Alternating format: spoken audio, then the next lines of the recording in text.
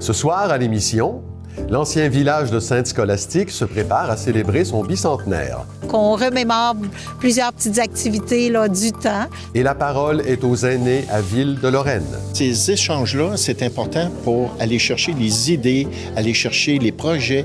En entrevue, je reçois Juliette Prudhomme et Giancarlo de la Barra, membres de l'agence éphémère de Moisson-Laurentide. Beaucoup de mes collègues à l'école peuvent avoir besoin de ce cours-là. Je m'entretiens également avec le compositeur Livernoche pour son album Éléments. Pour celui-là, je voulais vraiment continuer l'approche ambiante, mais en rajoutant un peu plus de rythmique. J'étais plus dans de l'énergie. Enfin, Maude Pilon-Bernier nous amène au traditionnel match des Toutous des Panthères de Saint-Jérôme. Il y a des dons qui sont là, qui vont servir beaucoup pour des cartes des supermarchés. Bienvenue à Accès local.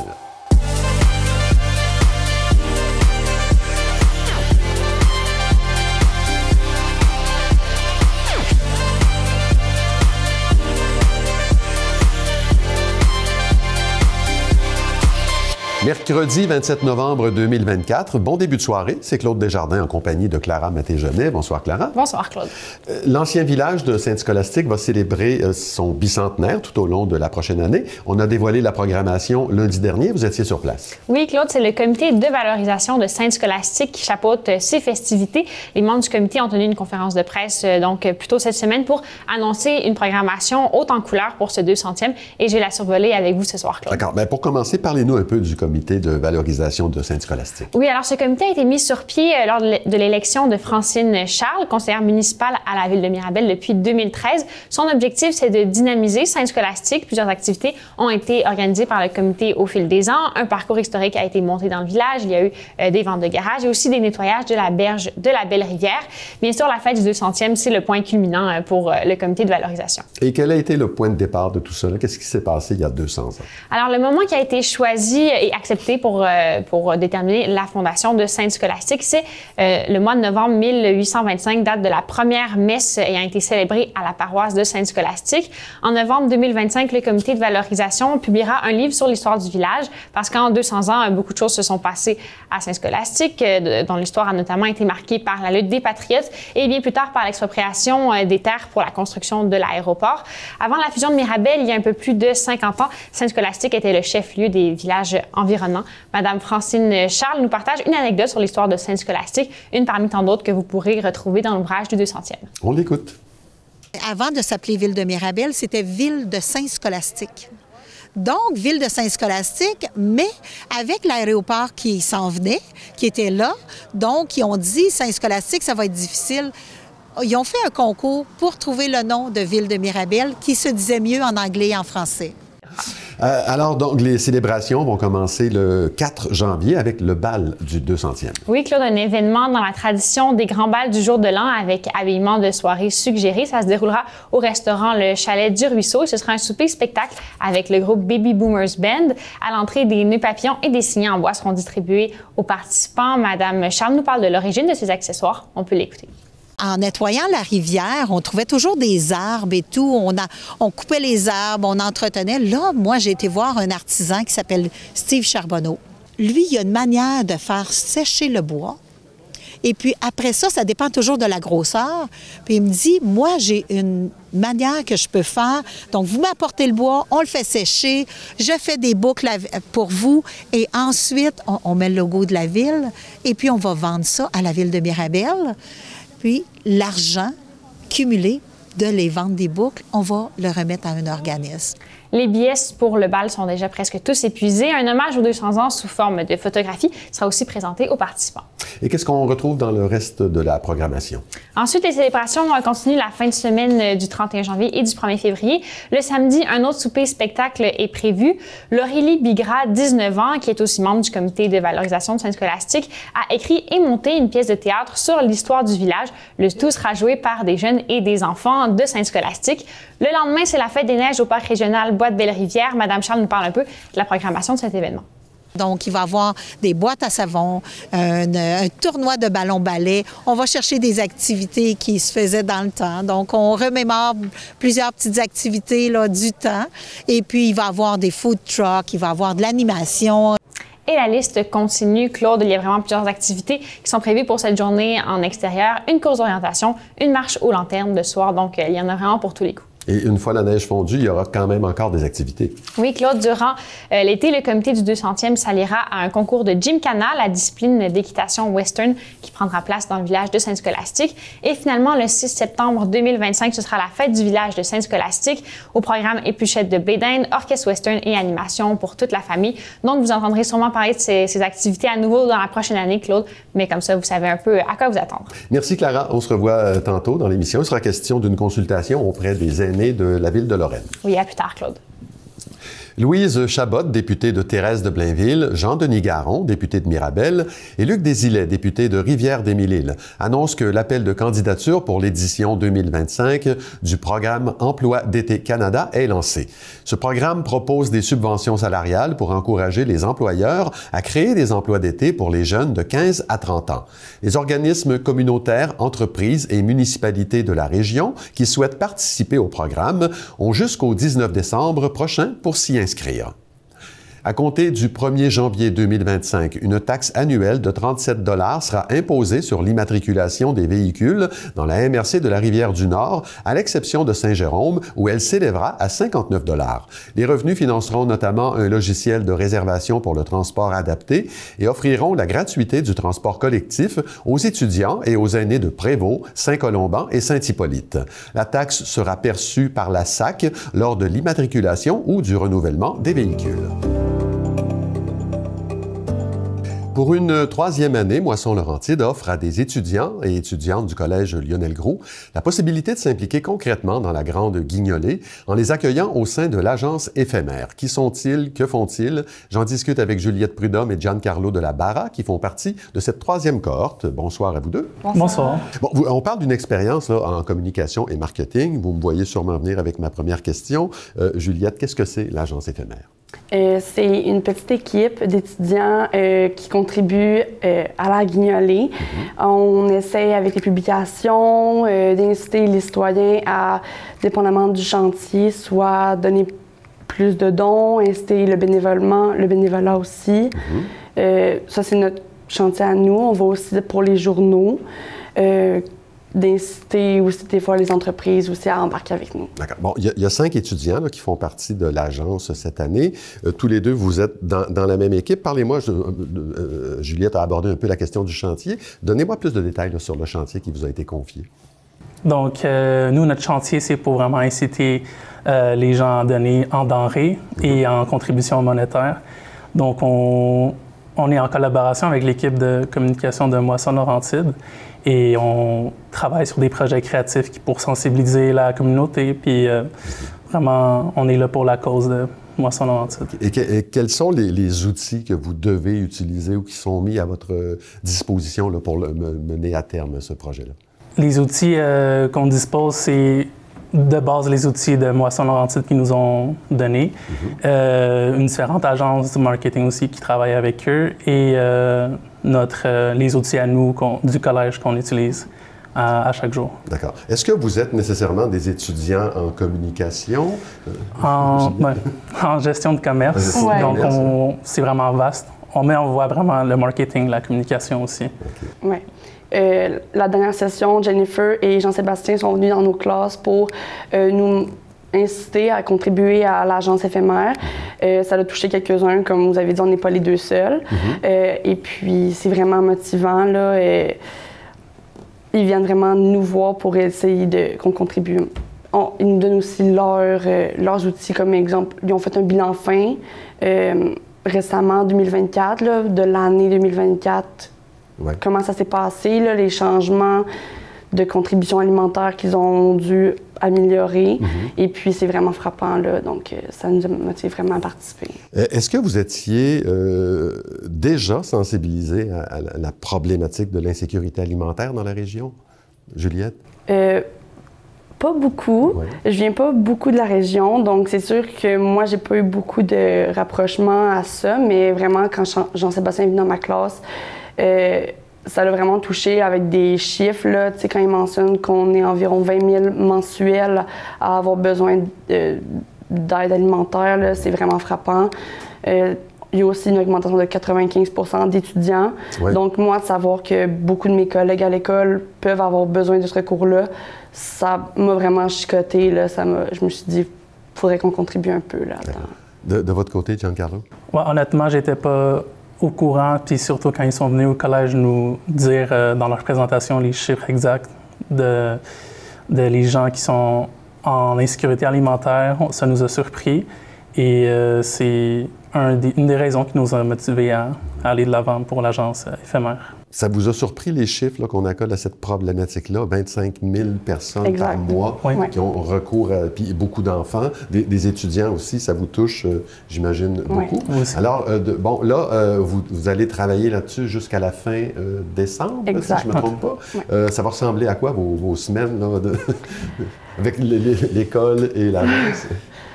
Très chargé. Oui, il va falloir s'organiser, puis ça va être toujours sur le rush, mais on va s'en sortir, puis on a cette cause à cœur pour la réussir. Là. Puis on est très bien épaulés aussi avec Jennifer qui est toujours disponible. Là, Jennifer qui est la responsable de l'agence. Elle est très disponible avec nous. On a des rencontres hebdomadaires là, à chaque mercredi. Elle fait toujours le topo avec nous. Si on a des questions, toujours rejoignable aussi. Donc, ça l'aide aussi beaucoup à se sentir là, recadré un peu toujours. Bien, écoutez, on vous souhaite le meilleur succès possible dans le cadre de la Grande Guignolée qui va commencer le 1er décembre, qui va se dérouler durant tout le mois de décembre. Juliette Prudhomme, Giancarlo de la Barra de l'agence éphémère, merci beaucoup d'avoir été avec nous. Merci. L'équipe des cheminots du Cégep de Saint-Jérôme participera pour une première année au championnat mondial collégial et universitaire de cheerleading en janvier prochain. La compétition aura lieu en Floride du 17 au 20 janvier 2025. Elle réunira plus de 35 établissements d'enseignement supérieur provenant de divers pays comme les États-Unis, le Japon, l'Australie et l'Irlande. L'équipe compte actuellement 6 qualifications consécutives aux championnats provinciaux et 3 participations à la compétition nationale de cheerleading. L'autrice Kim Thuy sera présente à Sainte-Sophie pour souligner le premier anniversaire de la librairie indépendante 1001 feuilles ce vendredi 29 novembre de 18h30 à 21h. L'autrice, dont le roman Rue a récemment été adapté au cinéma, a vendu plus de 850 000 copies de ses livres partout dans le monde. Les ouvrages qui portent sa signature sont traduits dans 31 langues et distribués dans 43 pays et territoires. Cette soirée sera l'occasion d'échanger avec Kim Thuy et de participer à une séance de dédicaces et de photos. Il est possible de réserver sa place en ligne. Dimanche dernier, c'était le traditionnel match des toutous du côté des Panthères de Saint-Jérôme et Maude Pilon-Bernier a préparé ce qui suit. Aujourd'hui, c'est le match des toutous. Donc, c'est une occasion qui sert à amasser des fonds pour l'Arbre du partage. L'Arbre du partage, dans le fond, c'est une activité qui est conçue par les policiers depuis 15 ans. Avec l'aide du public, pour lequel les policiers vont distribuer des cadeaux pour les jeunes des familles défavorisées de Saint-Jérôme. L'Arbre du partage existe, c'est la 15e année cette année. Par contre, avec les Panthères, je peux pas le préciser exactement, là. Mais les Panthères est un bon partenaire pour nous, on s'entend, et ils nous donnent l'opportunité d'avoir la foule qui est déjà ici. Donc, on partage, autrement dit, leur foule ainsi que ils deviennent des bénévoles pour nous d'une certaine façon. Donc, on achète un toutou pour le match des Panthères. On le lance au premier but. Par la suite, qu'est-ce qui se passe avec les dons récoltés et les toutous? En deux temps, il y a des dons qui sont là, qui vont servir beaucoup pour des cartes des supermarchés au niveau de la région. Donc, on encourage local. Et c'est des cartes qui vont être remises aux familles lors de la distribution du 14 décembre. En même temps, les toutous vont être renettoyés et ils vont être redistribués aussi aux enfants. Donc, on va rencontrer entre 5 et 700 enfants qui vont obtenir la visite des policiers pour pouvoir justement obtenir des cadeaux et les toutous qui sont généreusement donnés, ils vont être remis également aux jeunes familles. Pourquoi c'est important au niveau de la police ou de la communauté de s'impliquer pour une cause comme ça? Dans le fond, le but, c'est vraiment que les enfants puissent passer un bon Noël. Donc, on peut identifier les gens qui sont identifiés. Autrement dit, on peut leur fournir des cadeaux qu'ils n'auront peut-être pas ou qu'ils n'auraient peut-être pas eu dans un monde normal. Donc, on peut en profiter, nous, avec les policiers. Les policiers vont être habillés en uniforme. Ils vont aussi apporter des trucs de Noël, puis on se rend directement dans les familles, puis on distribue les cadeaux à ce moment-là. Mario, avant toute chose, je veux que tu nous expliques ça fait combien de temps que l'événement a lieu avec la collaboration L'Arbre de partage et les Panthères?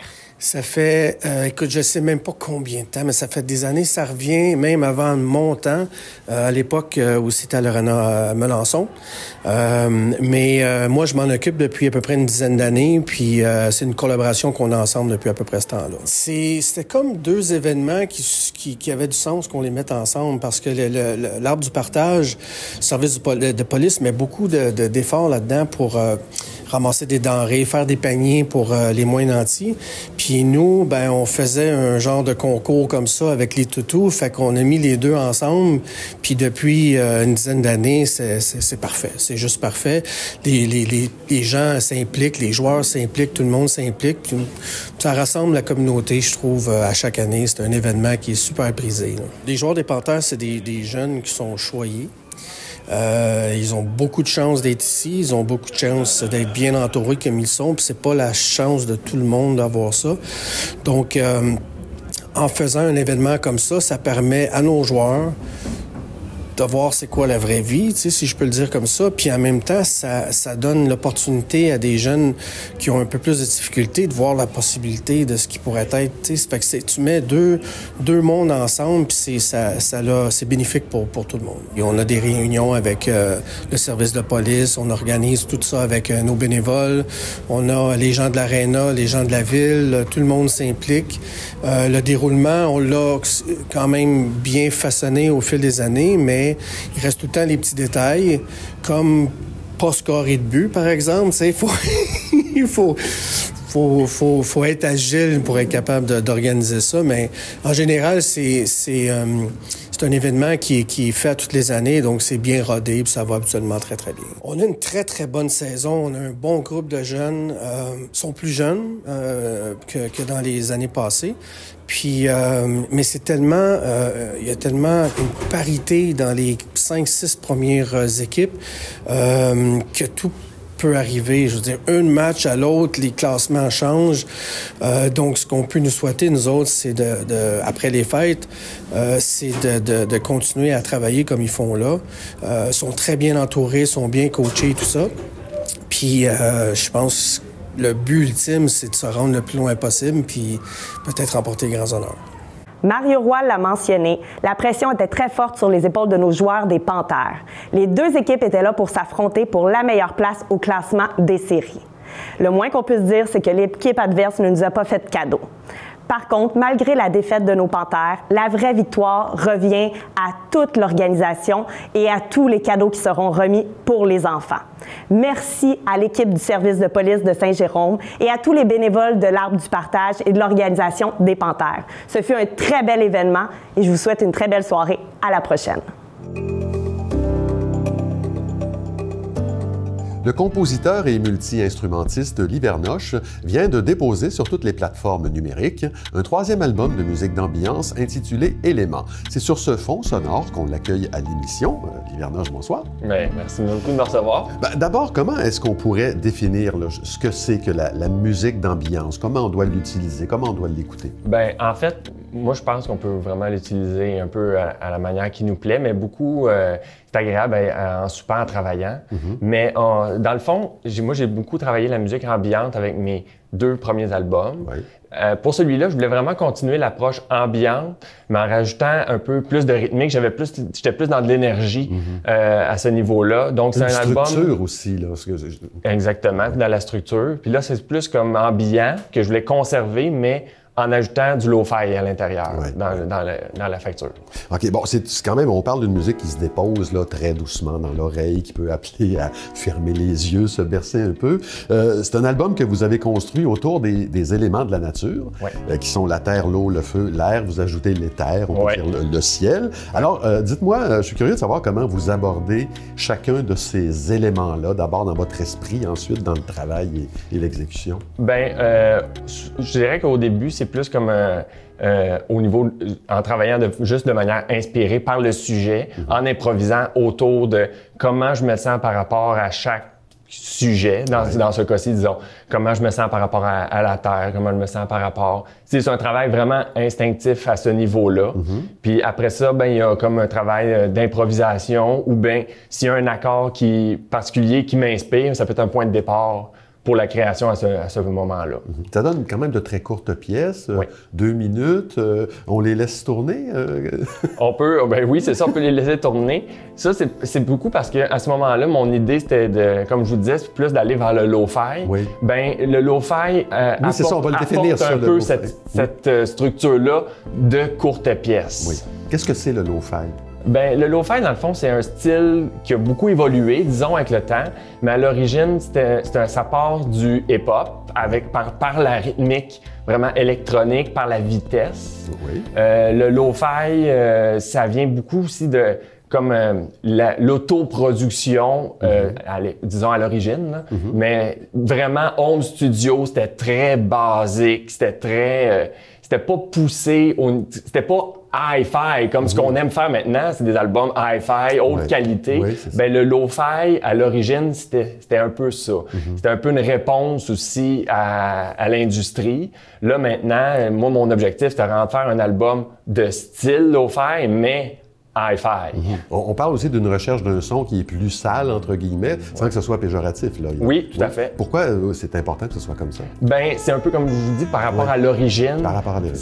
C'est un peu une réponse à l'industrie.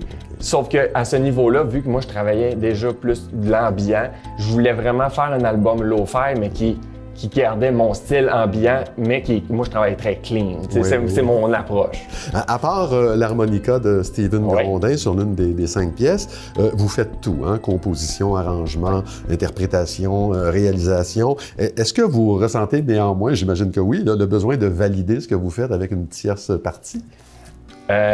Oui, je le fais souvent, mais moi, je travaille d'une façon où, comme là, on disait, il y a 5 pièces, ben je vais pas faire 12 pièces parce que ça, dans ce contexte-là où mon album Élément a 5 pièces, puis comme je vous dis, je travaille inspiré par les sujets, ça ferait pas de sens d'avoir 10-12 pièces. Ouais. Donc si, admettons, je travaille la Terre, puis que je me sens pas à la bonne place, ben ça va juste arrêter là, puis je vais retravailler la Terre quand je vais trouver que je suis plus dans le bon feeling, le bon mood. Est-ce que ça peut s'amener sur la scène, cette musique-là? Absolument. Oui? Oui, absolument, parce que dans le fond, la plupart des instruments que j'ai travaillés sont des instruments naturels.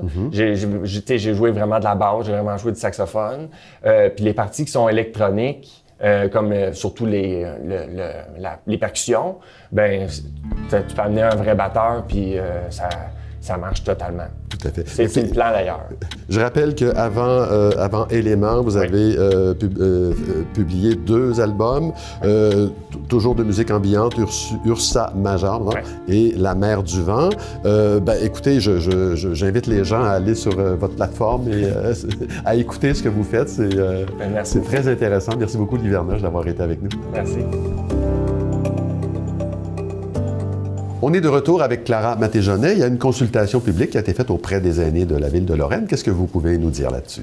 Oui, Claude, c'est dans le cadre du programme Municipalité Amis des aînés que la ville de Lorraine organisait ce café causerie. Je vous laisse découvrir ça dans notre reportage de ce soir. Qu'est-ce que c'est une municipalité Amis des aînés? Bien, c'est le MADA, effectivement. Puis, ça veut dire que pour nous, les aînés, c'est important. On fait des activités, on fait des événements. Puis, autant politique, MADA que famille, c'est des politiques qui sont importantes parce que nous, les élus, nous faisons ces politiques-là. Puis ensuite, c'est un mandat à l'administration. Eux vont voir la vision, moyen terme, long terme, puis vers où on veut s'en aller. Alors, toujours par le service aux citoyens. Il y a beaucoup de gens qui sont ici aujourd'hui. Alors, il y a des aînés, il y a pour la famille, il y a des organismes, des citoyens, l'administration, des élus. Ça implique beaucoup de personnes, puis ces échanges-là, c'est important pour aller chercher les idées, aller chercher les projets. Nous, la municipalité, quand on fait des projets, il faut s'assurer que ça réponde aux citoyens. Alors, comme je disais tantôt, qui sommes-nous, les élus, si on n'écoute pas les citoyens? Alors, la priorité, c'est d'écouter les citoyens, d'être à l'écoute, et de les représenter. Alors, les décisions qu'on prend, nous, c'est comme si on pouvait avoir tous nos citoyens dans une salle qui pourraient prendre la décision. Alors, c'est ça notre objectif. On peut apprendre beaucoup d'eux. Ils ont beaucoup d'expérience. Il y en a que ça fait 45 ans, 50 ans qu'ils vivent à Lorraine. Ils en ont vu beaucoup, puis ils adorent encore la ville aujourd'hui. Ils ne veulent pas quitter. D'ailleurs, on se fait souvent poser la question pour une résidence de personnes âgées qui est demandée à Lorraine. On a un petit territoire, on y travaille, on a des défis très importants, mais c'est d'aller chercher toutes les à côté. Dernièrement, on a fait la place des aînés au Parc Lorraine, on a fait les jardins communautaires, les terrains de pickleball. Alors, puis toutes ces idées-là sont venues dans des tables d'échange comme aujourd'hui, des idées qui viennent. Bon, on s'entend pour dire que les terrains de pickleball, c'est un petit peu dispendieux, donc peut-être qu'on ne le fera pas l'an 1, mais ça reste quand même dans la vision. Ces échanges-là, c'est pour aller chercher des nouvelles idées, puis d'aller chercher effectivement que nous, les projets qu'on va faire vont être vraiment adaptés pour nos citoyens.